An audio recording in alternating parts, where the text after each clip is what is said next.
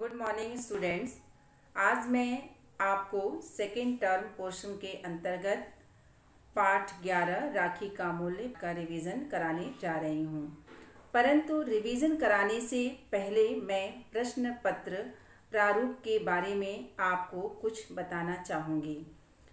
प्रश्न पत्र 100 नंबर का होगा, जिसको करने के लिए आपको 2 घंटे दिए जाएंगे। प्रश्न पत्र में कुल 7 मुख्य प्रश्न होंगे। पहला प्रश्न जो होगा वो शब्दार्थ से संबंधित होगा।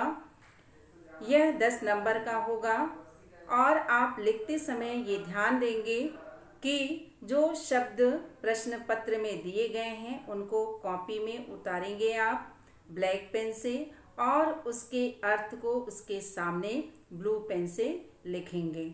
इस बात का आप जरूर ध्यान रखेंगे। वर्तनी की गलतियों पर भी आप ध्यान देंगे। गलती नहीं होनी चाहिए, क्योंकि इसके लिए आपके नंबर कट सकते हैं। दूसरा प्रश्न जो है वो कविता से संबंधित होगा। आपको कविता की पंक्तियां याद करनी होंगी और उसको 8 लाइन में लिखना होगा। कविता शुरू से भी 8 लाइन की दी जा सकती है, बीच से भी दी जा सकती है और अंत की जो स्टैंजा है उससे भी दिए जा सकते हैं। तो इसका मतलब है पूरी कविता आपको याद करनी है। कहीं से भी आ सकता है। कुछ पंक्तियां दे दी जाएंगी और कुछ पंक्तियों की आपको पूर्ति करनी होगी। 8 लाइन लिखना होगा, इसके लिए 8 अंक निर्धारित हैं। तीसरा जो प्रश्न है वो संक्षिप्त प्रश्नोत्तर से संबंधित है। आपको 10 प्रश्न दिए जाएंगे, जिसके आपको उत्तर संक्षिप्त रूप से देने होंगे, अर्थात छोटे में 1 या 2 लाइन में। आप इसका उत्तर शब्दों में नहीं देंगे, एक शब्द में नहीं देंगे। इसके लिए 14 नंबर निर्धारित हैं और प्रत्येक जो 7 प्रश्न करने होंगे, आपको जो भी आता होगा अच्छे ढंग से जिसका भी उत्तर आता होगा उसको आप लिखेंगे और प्रत्येक उत्तर के लिए 2-2 अंक निर्धारित हैं। चौथा जो प्रश्न होगा वो अवतरण से संबंधित होगा। अवतरण यानी आपकी पाठ्य पुस्तक के किसी भी पाठ से जो इस टर्म के पोर्शन में है, उसमें चाहे वो गद्य का हो चाहे वो पद्य का हो।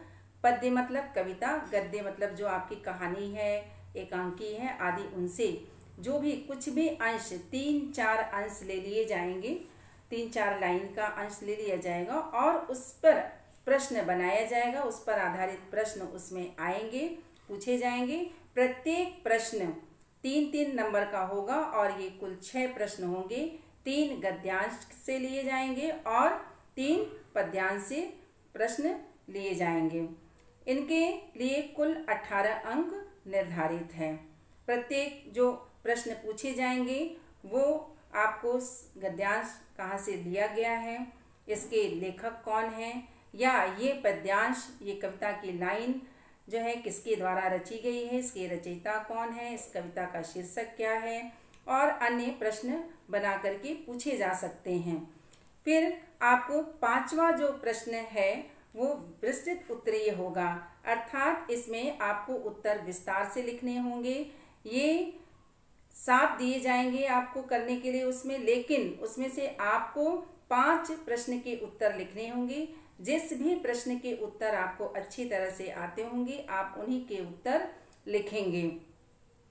इसका उत्तर 5 या 6 लाइन से अधिक नहीं होना चाहिए, उत्तर स्पष्ट होना चाहिए। छठा जो प्रश्न है प्रश्न पत्र में आएगा वो कविता के संदर्भ, प्रसंग एवं भावार्थ से संबंधित है। आपको कविता की कोई भी 4 लाइन, 6 लाइन, 5 लाइन कुछ भी आ सकता है, या जो आपके पाठ्य उसमें पोर्शन में पद्य दिया हुआ है, जो मीराबाई का पद्य दिया हुआ है, उससे आ सकता है।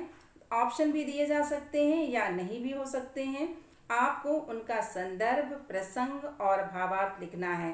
प्रत्येक के लिए अलग अलग अंक दिए जाएंगे, लेकिन इसमें कुल मिलाकर के 10 अंक दिए जाएंगे। 10 अंक का ये प्रश्न है। फिर 7वां जो प्रश्न है वो पाठ्य पुस्तक में दिए गए अभ्यास से आएंगे, जैसे विलोम, पर्यायवाची, मुहावरे आदि। किसने किससे कहा भी जो प्रश्न बना हुआ है उससे भी संबंधित आपके उत्तर होंगे।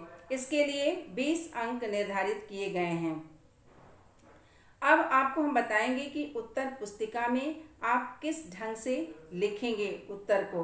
उत्तर पुस्तिका में उत्तर लिखते समय प्रश्न लिखने की आवश्यकता नहीं है, केवल सही प्रश्न संख्या या चिन्ह लिखने की आवश्यकता है। जैसे प्रश्न संख्या, मान लीजिए आप 3 कर रहे हैं और पहले 3 नंबर डालेंगे, उसके बाद उसमें जो भी आप प्रश्न उठाते हैं उसका नंबर, अंक या चिन्ह जैसा भी होगा, जैसे क, ख, ग, घ, तो आपको यदि क करना है तो आप क चिन्ह डाल करके आप उसका उत्तर लिखेंगे। मान लीजिए उसके बाद आपको घ करना है तो घ का चिन्ह डाल करके उसका उत्तर लिखेंगे। फिर जो है प्रत्येक प्रश्न जो आप लिखेंगे, दूसरा पॉइंट है, प्रत्येक प्रश्न के जो उत्तर लिखेंगे उसके बीच कम से कम 1 लाइन छोड़ना आवश्यक है, ताकि उनके अंतर को हम ठीक प्रकार से समझ सकें। उसके बाद जो है आपकी लिखावट स्वच्छ एवं सुंदर होनी चाहिए। इससे जो परीक्षक पर, जो कॉपी जांचने वाला है, उस पर अच्छा प्रभाव पड़ता है। प्रश्न पत्र कंप्लीट हो जाने पर उत्तर की जांच दोबारा जरूर कर लें। यदि प्रश्न संख्या गलत हो तो सही कर लें।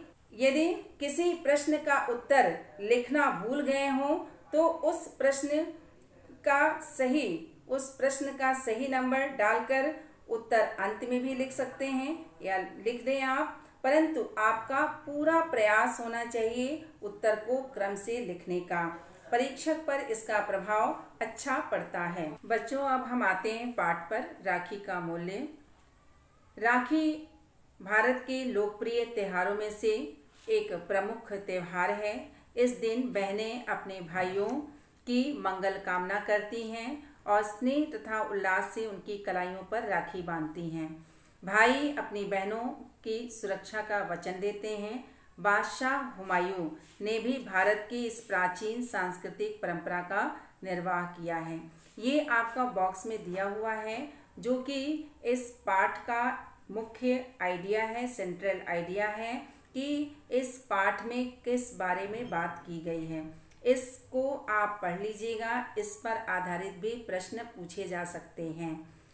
इसके बाद से आप वीडियो जो लेक्चर दिया गया है पहले का और PDF दिया गया है, उसे आप अवश्य ध्यानपूर्वक देखिएगा और समझिएगा, क्योंकि उसमें एक एक लाइन को पढ़ा गया है और उसमें बीच में कठिन शब्द या कठिन वाक्यांशों के अर्थ को समझाया गया है।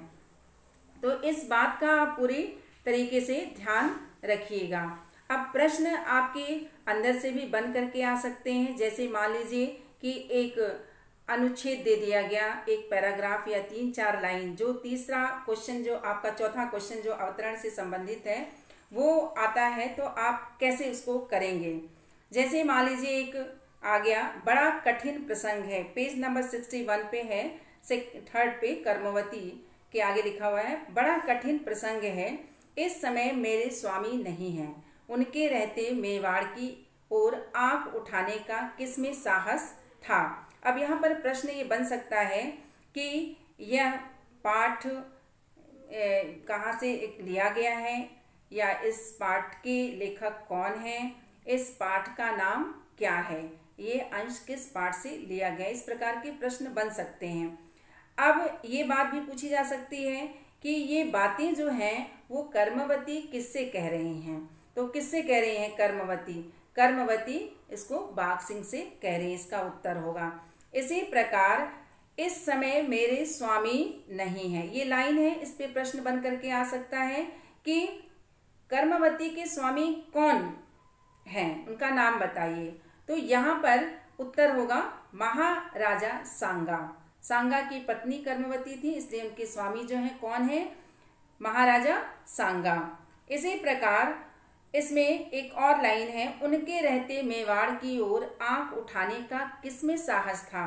आंख उठाने, यहाँ पर इस मुहावरे का प्रयोग किया गया है। तो आपसे ये प्रश्न पूछा जा सकता है कि इस मुहावरे का अर्थ बताइए। चुनौती देना और इसका अपने शब्दों में, अपने वाक्यों में प्रयोग कीजिए। तो इस प्रकार के प्रश्न पूछे जा सकते हैं। जो आपको अंश दिया जाएगा, जिसको कि अवतरण संबंधित मैंने बताया है पहले, तो इस प्रकार से जो है आपको प्रश्न आ सकते हैं। इसके बाद जो है आप लाइन वाइज लाइन पढ़ लीजिएगा, कौन किससे कहा, ये आप अच्छी तरह से देख लीजिएगा। केवल अभ्यास में जो पीछे दिया गया है केवल उसे ही पढ़कर मत रह जाइएगा, बीच से कहीं भी प्रश्न बन करके आ सकते हैं कि ये बातें कौन किससे कह रहा है। फिर यहाँ पर जो शब्दार्थ दिया हुआ है वो पूरा आप याद कर लीजिएगा बुक से, कहीं से भी पूछा जा सकता है, किसी भी शब्द को पूछा जा सकता है। इंग्लिश में इसको याद करने की ज़रूरत नहीं है, केवल जो हिंदी शब्दार्थ दिया गया है उसे ही आप याद करेंगे। इसे भी जानिए, पेज नंबर 64 पे दिया गया है। इसे भी आप एक बार रीड कर लीजिएगा, पढ़ लीजिएगा, समझ लीजिएगा। बहुत ज़्यादा याद करने की ज़रूरत नहीं है। कोई ऐसा प्रश्न आ जाएगा तो आप इसमें से, ऐसा नहीं कि बिल्कुल आपको याद ना आए और कर ना सकें, वन वर्ड का या एक लाइन का कुछ आया तो आप इसको लिख लेंगे। इसके बाद यहाँ पर मुहावरे दिया हुआ है पेज नंबर 65 पर, इसको भी आप याद कर लीजिएगा और इसको अपने वाक्यों में प्रयोग करना सीख लीजिएगा, अभ्यास कर लीजिएगा उसका। फिर निम्नलिखित प्रश्नों के उत्तर दीजिए। एक एक प्रश्न के उत्तर आपको पीडीएफ में दिए गए हैं। फिर पेज नंबर 66 पर लिखित प्रश्न दिए गए हैं, इसके भी उत्तर आपको पीडीएफ में दिए गए हैं। किसने कौन किससे कहा, इसके भी उत्तर लिखे हुए हैं। फिर एक तीसरा क्वेश्चन जो इसमें आ रहा है, बहन के रिश्ते के बारे में हुमायूं के विचार क्या थे, पाठ के आधार पर बताइए। इसका उत्तर शायद पीडीएफ में नहीं दिया गया है, इसको हम बता दे रहे हैं। यहाँ पर पेज नंबर 64 जो लास्ट में हुमायूं कह रहा है कि बहन का रिश्ता दुनिया के सारे सुखों, दौलतों, ताकतों और सल्तनतों से बढ़कर है। यहाँ पर आपको इसका उत्तर मिल जाएगा कि बहन के रिश्ते के बारे में हुमायूं के विचार क्या थे। बहन के रिश्ते के बारे में हुमायूं के विचार थे कि यह सारे सुखों, दौलतों, ताकतों और सल्तनतों से बढ़कर है। मैं इस रिश्ते की इज्जत रखूंगा, सल्तनत जाए पर मैं दुनिया को यह कहते नहीं सुनना चाहता कि मुसलमान बहन की इज्जत करना नहीं जानते हैं। तो इसका ये उत्तर आपको लिख लेना है या कहीं भी अभ्यास कर लेना है। फिर नीचे लिखे कथनों का अर्थ स्पष्ट कीजिए। तो यहाँ पर इसका अर्थ मैंने समझाया हुआ है, आप इसको सिर्फ पढ़ लीजिएगा, लेकिन यदि प्रश्न पत्र में आता है तो आप इसे अपने शब्दों में ही लिखिएगा और बहुत ही छोटा 2 या 3 लाइन या 4 लाइन से ज़्यादा लिखने की आवश्यकता नहीं है। इसके बाद आपको विलोम और ये विदेशी या आगत शब्द का जो हिंदी पर्याय लिखने के लिए दिया हुआ है, ये भी मैंने बताया हुआ है, उसमें वीडियो में भी बताया है विलोम शब्द है। बाकी जो भी ये ग्रामर पोर्शन है कि ना, नहीं और मत का प्रयोग करते हुए प्रत्येक 2-2 वाक्य बनाइए, तो ये आप ऐसे ही एक बार एक निगाह डाल करके आप पढ़ लीजिएगा और इस प्रकार आप समझ गए होंगे कि मैं क्या बताना चाहती हूँ आपको, और आशा है कि आप अपनी तैयारी अच्छे से करेंगे और प्रश्न पत्र को अच्छे ढंग से करने के योग्य हो जाएंगे। धन्यवाद।